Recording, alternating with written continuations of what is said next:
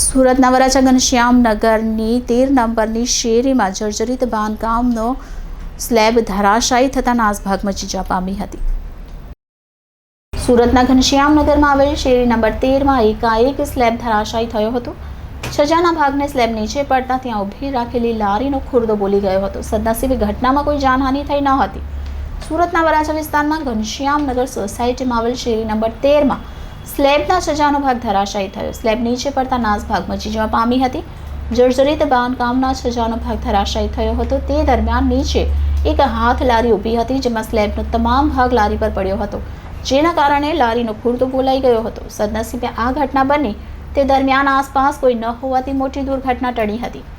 મહત્વનું છે કે સુરત મહાનગરપાલિકા દ્વારા અનેક જગ્યા પરથી જર્જરિત બાંધકામ ઉતારી પાડવા માટે નોટિસો પાઠવવામાં આવી છે, પરંતુ સુરતના ઘનશ્યામનગરમાં અનેક એવા બાંધકામ છે જ્યાં ક્યારે ધરાશાયી થાય તે કહી શકાય તેમ નથી. છતાં પાલિકાના કર્મચારીઓ જોવા સુદ્ધા પણ આવતા નથી.